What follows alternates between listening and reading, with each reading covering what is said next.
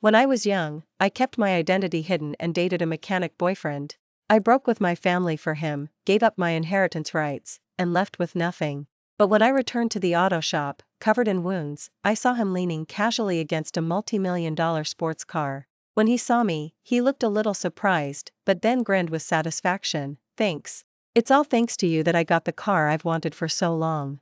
That's when I realized he was never a mechanic, he was just a playboy who'd made a bet with someone out of boredom. The previously remote and desolate auto shop was packed with people. They were holding glasses and bottles, screaming and reveling wildly. Laughing at me, the proper Ms. Miller from the Miller family, who always held my head high, for actually giving up my inheritance rights for a man. They also laughed at how stupid I was, failing to see that this whole thing was a game they'd set up. The stake was that multi-million-dollar sports car parked in the middle of the empty space in the auto shop. And the boyfriend I'd given up everything for was leaning lazily against the car, clutching a bottle, a smile playing on his lips as he echoed their taunts. His gaze shifted, meeting mine directly where I stood by the door. For a moment, his face went blank. But the next second, he put on a casual smile and raised the bottle in his hand towards me. Hey, you're back. Thanks. It's all thanks to you that I got the car I've wanted for so long. His fingers tapped lightly against the bottle, making a crisp sound, but it felt like fine needles, piercing my eardrums and stabbing into my heart. The mocking laughter around me surged, and the atmosphere instantly reached a fever pitch. She really thought she found true love, didn't she? Young Mr. Walker is known for playing the field but never getting attached, ha ha ha ha. Look at her, she's probably about to cry, her eyes are all red. TSK, she's truly unbelievably stupid. I stood rooted to the spot, my eyes fixed on Julian, trying to find even a hint of guilt or hesitation in his eyes. But there was nothing. His gaze towards me remained flippant and mocking. From beginning to end, I was just a foolish pawn in his game. My illegitimate brother, Brandon Scott, pushed his way through the crowd, glanced at me triumphantly, and clinked his glass against Julian's bottle. Man, I really owe you. When I inherit the Scott family fortune, you'll be well taken care of. Julian tossed the bottle aside with disdain. Who are you to call me man? The noisy place suddenly fell silent. Brandon Scott's face turned pale, and he didn't dare speak. The others, with their arms around his neck, gradually headed outside. Julian sneered, straightened up, and walked towards me. He took my hand, saying as if nothing had happened, I'll take you for a spin. This car can hit 103 seconds. My wounds reopened from the pulling motion, and blood slowly seeped through the clothes I'd just changed into when I came back. Watching Julian's broad back, I called out his name, Julian. The moment Julian turned his head, I grabbed a wrench from the toolbox nearby and smashed it against his temple.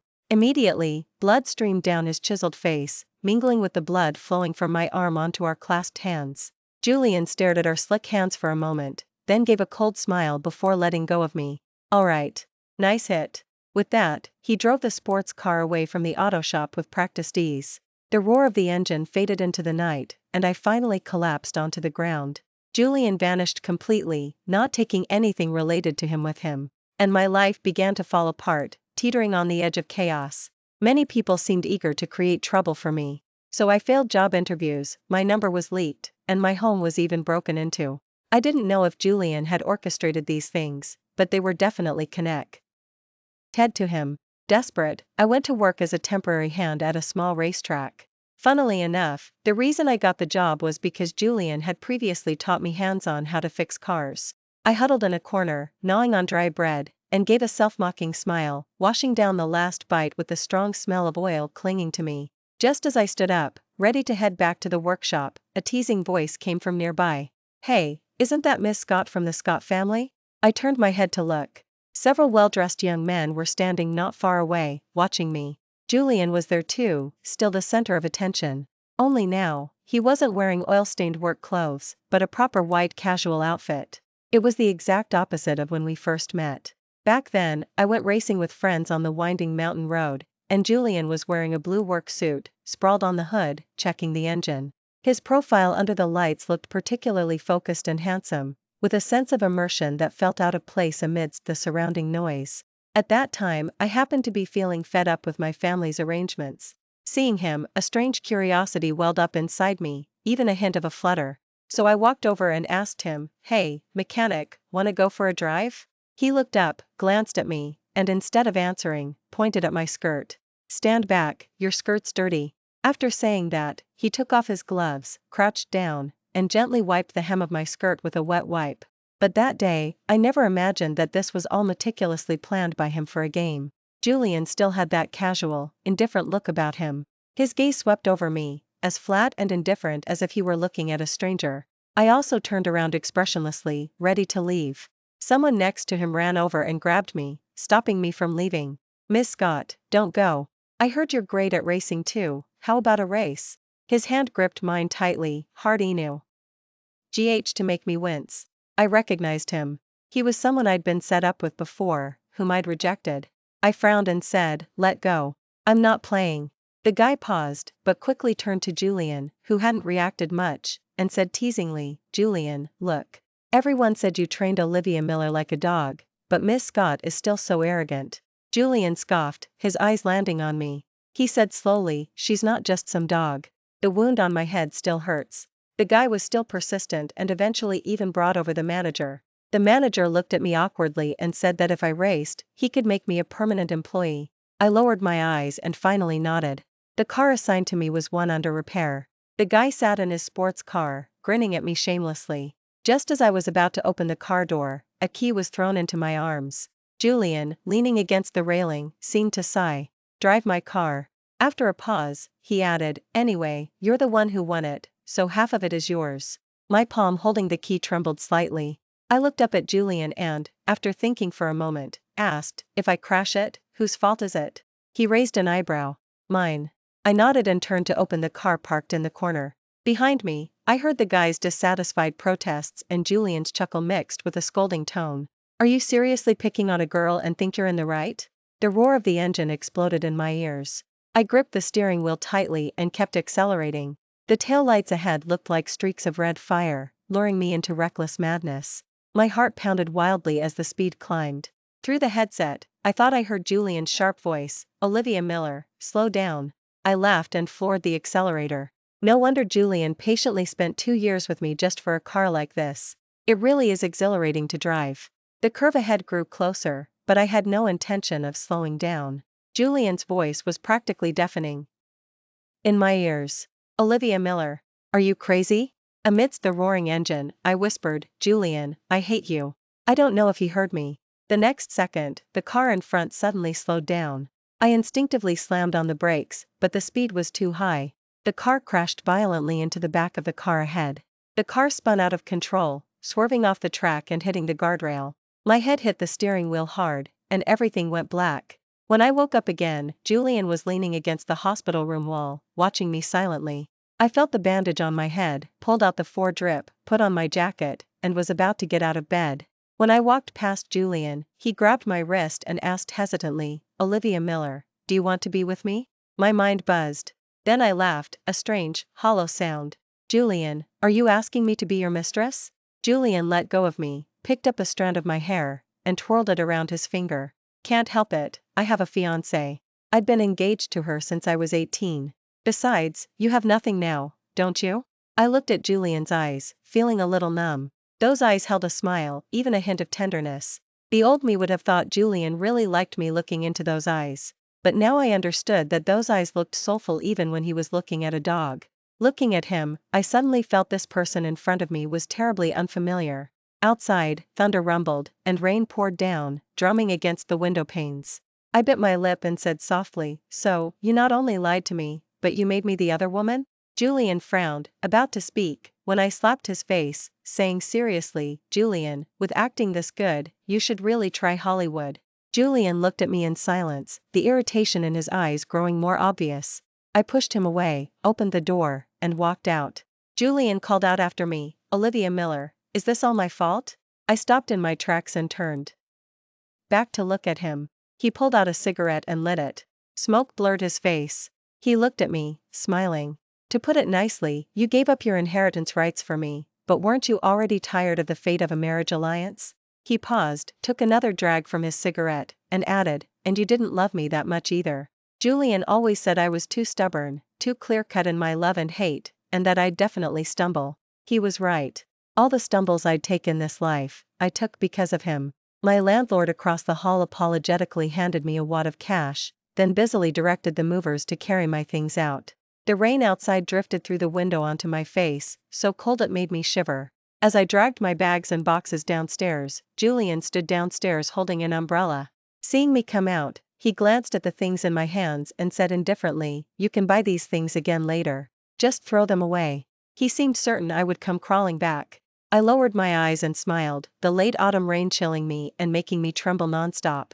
"Julian, are you addicted to your games? We were together for 2 years, and from beginning to end, you were lying to me. I was sincere with you, wasn't I? Do you have to keep targeting me like this?"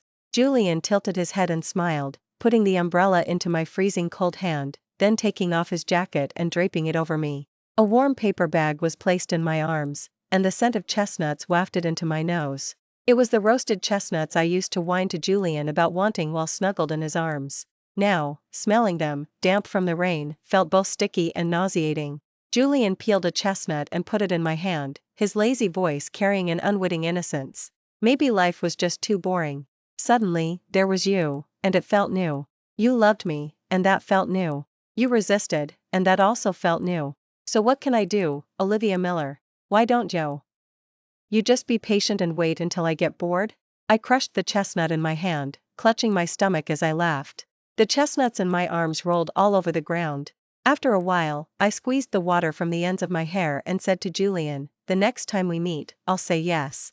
I arranged to meet Julian on the winding mountain road where we first met. When he got out of the car, his face was grim, and his first words were a warning, "I forbid you to race." I jumped down from the hood, ignoring his grim expression, and said with a smile, "Julian, acting like this makes people think you actually like me." Julian's face grew even grimmer, his voice tight with suppressed anger. "Just listen, stop messing around." I laughed, shook off his hand, took a big step back, and got straight back into the car. "Julian, guess when the next time we see each other will be?" Julian stood there frowning, seemingly not understanding what I was saying, until the engine started and the car pulled away. Then, disbelief dawned on him. I was going to kill myself. "Olivia Miller, stop." Julian's voice came from behind me, laced with a rare panic.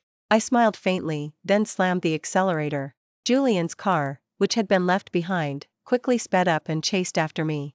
My phone on the dashboard was ringing incessantly. At the third turn, I slammed on the brakes without warning. The car behind me braked hard and crashed into me. The screeching of tires instantly filled the entire track, and a flash of fire lit up the sky. As flames erupted, Julian felt a moment of rage. I was actually trying to kill him. But the next second, he saw me plunge off the cliff with the car. His mind became a tangled mess, his eyes red-rimmed. He scrambled out of the car and yelled like a madman, "Olivia Miller." Julian was in the hospital for a long time because of that accident. When his father found out about the ridiculous things he'd done, he took a hammer and smashed every car in his garage, including the car he'd gotten by deceiving someone's feelings, which had been repaired. But Julian didn't care about any of that. He just kept calling different rescue teams over and over, asking them to search below the cliff. Then he'd wait by the phone for news. After his friend said she might be dead, he furiously grabbed his friend's collar and yelled, "She can't be dead. She said she hated me, so how could she bear to die before getting revenge?" His friend had been dealing with his madness for days and was starting to get impatient. "Didn't she lure you to the winding mountain road because she wanted revenge? You just got lucky and survived while she died, that's all." "No, actually, I was wondering, back then wasn't she just a toy to you? You said she felt new. Did you really play the part so well you started believing it yourself?" Julian's face had several cuts from shattered glass, and there were dark circles under his eyes. Hearing this, he let go of his friend and smoothed his collar. "No, I didn't. It's just, her life was ruined by me. I never meant to take her life too. That's how it is. I don't love her, not at all." His friend looked at the slightly obsessive Julian, feeling a chill. He felt like the man in front of him had gone mad, that he couldn't accept that he'd killed someone he liked, so he just kept lying to himself. But he didn't dare say it, fearing that if he did, Julian would be completely destroyed. He silently stayed with Julian while he searched for a long time, watching as Julian never touched the sports cars that he'd said made his blood boil again. The rescue team searched for a long time, until 5 years later when Julian quietly dismissed them. His friend asked him, puzzled, why he stopped searching. Julian silently handed him an invitation. The bride's name on it was clearly Olivia Miller. I knew Julian and I would meet again. But I didn't know I would see him again at my engagement party. As I slowly descend at the spiral staircase arm in arm with my fiancé, Julian's eyes were fixed on me. I paused for a moment, met his eyes, and offered a polite smile. Beside those expressive eyes of his, there was a noticeable scar, changing his whole demeanor. As I accepted the compliments from people around me, I thought idly, it must have been from the car crash on the winding mountain road. Too bad it didn't ruin those eyes completely. Now they can still pierce my back like needles. My fiancé, Thomas Anderson, also sensed something was off. He leaned in and whispered, "Do you know Sebastian Walker from the Walker family?" I paused, then asked softly, "Sebastian Walker?" Thomas Anderson nodded. I suddenly laughed. So even his name was fake? Julian. Do in Chinese sounds like the word for bet or game. Every time I said his name, was he laughing at me on the inside? But Julian or Sebastian Walker, it didn't matter. That man had nothing to do with me anymore. I answered Thomas Anderson naturally, not really familiar. We just hung out when we were young. Julian's scoffing laugh rang out behind us. Hung out? Olivia Miller, your talent for talking nonsense has grown. Julian's frantic drinking had already attracted attention from some people in the hall, not to mention that many of the people who had been part of that bet were at this wedding reception. Many people looked our way with interest. Thomas Anderson used one arm to block Julian's attempt to approach. Young Mr. Walker, you're drunk. I'll have someone take you to sober up. Julian's eyes went over Thomas Anderson's shoulder, fixing steadily on me. The corners of his eyes were red, and his dark eyes looked like they were clouded with mist. Looking closer, they seemed to hold relief, like someone who had just survived a disaster. I took a few steps back, patted Thomas Anderson's arm, and turned to leave. But the commotion behind me became obvious. Julian's hoarse voice rang out like thunder in the reception H. All. Olivia Miller, I've been looking for you for 5 years. After the crash that year, I was taken to Bay City by my mother's family. During the months I spent in the hospital, I received critical condition notices several times. When I was close to death, I kept remembering Julian's arrogant and flippant face, and my ridiculous, trampled love. Her grandfather whispered in my ear that the man who had played me wasn't dead yet. So I fought to stay alive. What I hadn't expected was that Julian seemed genuinely distraught about my supposed death, searching for me so publicly for so many years. But when I actually saw his pained expression, I just felt sickened. The high and mighty game player felt remorse so casually, so inappropriately. I turned and looked coldly at Julian. His eyelashes fluttered a few times, and he looked at my eyes with a somewhat blank expression. Thomas Anderson took the opportunity to put an arm around Julian's shoulders and help him walk outside. Julian's struggles calmed down when he saw me following behind.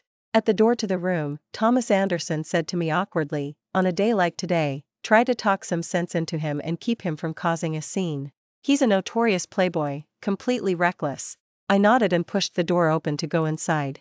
Julian was sitting on the sofa, head bowed, his eyes fixed on a spot on the floor. Seeing me enter, he slowly turned his head to look at me. I met his eyes directly, expressionless. For a moment, the air in the room hung still. After a long pause, he stumbled to his feet, held out a hand to block my eyes, and said hoarsely, "Your eyes, they're not kind anymore. Don't look at me like that." I answered him, "I don't want to see you anymore either. So can you just disappear?" There was a scar on his palm, one that nearly split his entire hand. The scar seemed to twitch in front of my eyes as his hand trembled.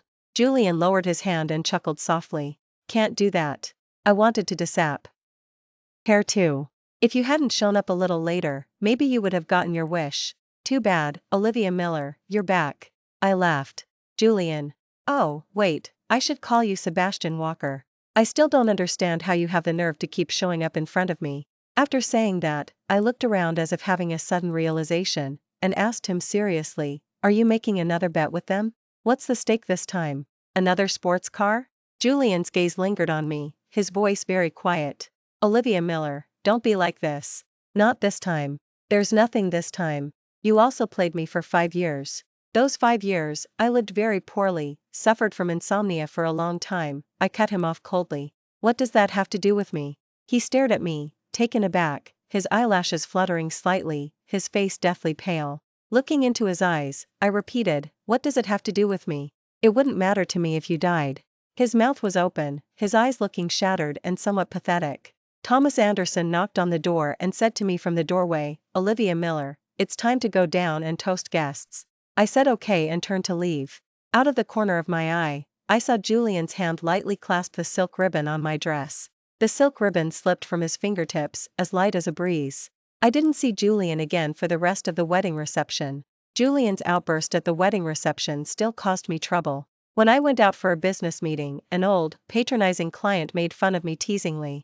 I never thought Ms. Miller had such a crazy face for love back then. Given that, I'm not sure I can trust you with the contract. I smiled humbly and poured him a drink, playing along with what he said. I was young and foolish back then. Now that I'm older, I naturally know what's important. By the time I secured the contract, I was so drunk I was clinging to a tree trunk, throwing up violently. A handkerchief as offered from the side. I instinctively looked up. It was Julian. He looked even more gaunt after not seeing him for a few days. I ignored his hand, turned, and walked towards the street. He followed silently behind me, occasionally reaching out to steady my swaying body. It was annoying, like a ghost trailing me, yet it also inexplicably reminded me of the times he used to take care of me on the way home after I'd been drinking. These past few days, I'd not only had to deal with endless probing about my relationship with Julian but also endure pressure from the Anderson family and her grandfather. All of it was driving me crazy. I stopped walking, not turning back. I don't want to see you again. Nothing good ever happens when I see you. Or are you trying to ruin me again? I gave a short laugh and continued, ruin me, then make me your mistress, and finally, wait until you get bored, Olivia Miller. Julian suddenly grabbed my wrist and rested his forehead on my shoulder. His voice was trembling, as if he couldn't bear it anymore. He whispered, I'm sorry. The fabric on my shoulder was damp with raindrops, sticking to me and sending a jolt through me. I closed my eyes and rasped out a single word, get out. Julian didn't listen and get out. He took me back to the auto shop from before. The iron door of the garage building was rusted, locked with a heavy padlock. Julian pushed open the car door and put a paper bag into my arms. The warm chestnuts pressed against my body, easing the cramping pain in my stomach significantly. I rubbed my temples, my voice tired. Take me home. Isn't this kidnapping? Julian gave a nearly inaudible laugh. The old man at the corner retired a couple of years ago. His son sells the roasted chestnuts now. When I went to buy some just now, the old man actually remembered me. He asked where you went, why we left without a word. His voice grew quieter and quieter. I said, she's mad at me. She hates me now. I didn't say anything, just casually shifted the chestnuts from my abdomen and focused my gaze out the window. Julian's voice was gone too. His breathing slowly became ragged. I stared blankly at the sycamore trees outside the window. For a moment, I wondered if maybe Julian had genuinely loved me back then, if perhaps my feelings hadn't been completely trampled. But that thought vanished completely after just 2 seconds. Someone who truly loves you would never build their happiness on your pain. Julian. I said calmly, do you really want me to forgive you? All right. I'll give you a chance. After that, many people said the playboy from the Walker family had gone mad. He insisted on breaking off the engagement his family had arranged for him when he was 18. Family alliances, of course, are about interests and connections. Julian's sudden move infuriated his father, who immediately resorted to severe family discipline, and made him kneel in the family study, telling him to stay there until he'd thought things through. But unexpectedly, Julian didn't back down, even after kneeling until he passed out. Someone who visited him in the hospital sighed, saying his back was completely bruised, not a single spot of good skin on his body. Some busybodies asked if this had anything to do with me. I smiled and denied it, then opened my phone to watch the video Julian had sent me. In the video, he was lying face down on the hospital bed, his face deathly pale, his forehead covered in sweat. Even like that, he was smiling and telling me to wait for him, that things would be fine in a few more days. I forwarded the video to someone on my friends list. That person replied quickly, sending me a thumbs up emoji. I smiled, picked up my coffee cup and took a sip, looking up at the clear blue sky. So that's how Julian felt back then. No wonder he was laughing so heartily. Julian showed up just as I was discussing a new deal with Catherine Hayes from Hayes Industries. This DEA. I could boost my fortune even further, so Catherine Hayes and I were chatting particularly happily. Her fingertips traced the rim of her coffee cup. The one from the Walker family has broken off the engagement, she said with a meaningful smile. I heard he used a portion of his assets to cover all the losses. I smiled noncommittally. Is that so? That's quite a sacrifice. Catherine Hayes glanced at me, chuckling slightly. He gave up so much for you, kneeling in the family study, ending up in the hospital. Aren't you even a little touched? I widened my eyes in mock horror. Oh, I wouldn't dare be moved. We exchanged a look and laughed knowingly. I clinked my cup against hers. Anyway, congratulations on successfully breaking off the engagement. Catherine Hayes chuckled and smiled, raising an eyebrow. She was the unlucky soul who got engaged to Julian when she was 18. Her ambition was never to become some family's madam, but to focus on vying for control of the company with her brothers. So this engagement with Julian was just a burden to her. She was at that wedding reception too. The next day, she sought me out and invited me to become a new partner for their company. The condition, of course, was that Julian voluntarily break off the engagement. Now, she'd broken off the engagement, and I had the contract. It was a win-win situation. Except for Julian. But who cared about him? Catherine Hayes took a sip of her coffee and said seriously, have you figured out how you're going to handle the aftermath? I can probably smooth things over with the Walker family for you, but as for the one from the Walker family, she stopped mid-sentence, her gaze shifting behind me. I paused and turned to look as well. Julian was standing at the doorway wearing a hospital gown. His face was pale, his cheeks gaunt. It was clear he'd been seriously injured from this stint in the hospital. He opened his mouth blankly, wanting to say something, but not a word came out. After a long moment, he finally found his voice and said hoarsely, Olivia Miller, you used me to get something. I raised an eyebrow, picked up the contract from the table, waved it at him, and laughed heartily. That's right. Thanks so much. But I'm not like you. I don't like cars, so I traded you for a contract. He glanced at the contract in my hand, looking wretched, his back slumping. Were you never thinking of getting back together with me? I nodded casually, my gaze as indifferent as if I were looking at a stranger. That's right. I played you. With things said, there was no need to say more. Catherine Hayes, who had been watching the scene unfold, and I stood up, gathered our things, and left. As I walked past Julian, he gently tugged at my sleeve. I looked down at his finger, thin and bony, marked with bloodstains. Julian said softly, like a dying struggle, I gave up the Walker family for you. I laughed. You say that as if it's some grand declaration of love. But you know how much of it was just your own unwillingness to accept defeat. Julian, you didn't love me that much either. The last flicker of pleading in his eyes died out. After that, Thomas Anderson and I began preparing for the wedding. When I was trying on wedding dresses, the attendant was startled by the scars all over my back. She covered her mouth in alarm. I smiled and asked her to get a wedding dress that didn't show the back and shoulders. As I lowered my head to adjust the hem of the dress, a familiar scent of roasted chestnuts with a hint of osmanthus suddenly wafted into the room. I paused, then looked up at the mirror in front of me, expressionless. Julian, dressed in black, was standing behind me, staring blankly at my back. I turned to go out and call an attendant. Julian grabbed my wrist, put the chestnuts in my hand, then quickly let go and stepped back. I didn't take them, letting the chestnuts in the paper bag tumble and scatter across the carpet. Julian crouched down, picked up a chestnut, peeled it, and put it in his mouth. His face was still pale, his lips devoid of color, yet he was laughing so hard that tears streamed down his face. He pointed to the scar on my shoulder and asked, Does it hurt? I tilted my head and glanced at the scar on my shoulder, which had already faded to white. Yes, it hurts. And some pains, you only need to feel them once. Julian nodded, wiped his face, and said, Olivia Miller, I'm sorry. I didn't react. I'm sorry I flippantly treated you as a bet back then. I'm sorry for betraying your feelings. You did the right thing. I truly deserve this. You just did to me what I did to you back then. But, Olivia Miller, I still want you to know that you are good. Your love was honest, making my feelings look like a joke. I stood frozen, watching the tears stream endlessly from Julian's eyes. But even so, a smile still played on his lips. While recovering in Bay City, I had imagined Julian's reaction countless times after I got my revenge. But it wasn't until this moment, when Julian said he was sorry, that I felt too complicated to utter a single word. Forget it.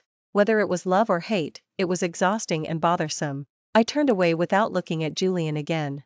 We're even. Let's truly never see each other again. Thomas Anderson and I set our wedding date for a day in October. The day before the wedding, a lawyer came to see me with some documents. He said someone had given me a wedding gift. I was silent for a long time, then took the document and opened it. Inside were jewelry stored in a bank, real estate, and some company stocks. Altogether, it amounted to several billion. I closed the document, pushed it back, and told the lawyer I didn't want these things. We had agreed we were even. Getting involved again would make it seem like I owed him. The lawyer looked at me awkwardly. Mr. Walker has already gone abroad. He only instructed us to make sure you signed. After that, no one could get in touch with him. I still said I didn't want them. The lawyer sighed and left with the documents. The next day at the wedding, as Thomas Anderson and I exchanged rings, I caught a glimpse of a familiar face in the crowd out of the corner of my eye. I froze for a moment, then withdrew my gaze and placed the ring on Thomas Anderson's finger. The wedding reception was nearing its end. I went to the small garden and sat on a lounge chair to sober up. Footsteps sounded behind me. I didn't turn around, and the person didn't approach. Until a familiar document was placed beside me. Sign it. I won't appear again after this. I took off my high heels, my bare feet touching the ground. Didn't you say you went abroad? Julian chuckled. Yes. I changed my mind after getting to the airport. I stayed at the auto shop for a long time, and finally, I wanted to see what you looked like in a wedding dress. I saw you, and I felt incredibly unwilling to accept defeat. I wanted to take you back. I twirled the wedding ring on my ring finger, which I had only put on recently. The large diamond caught the light from the path lights, casting a blinding sparkle. Julian took a breath, the toe of his dress shoe lightly kicking the ground.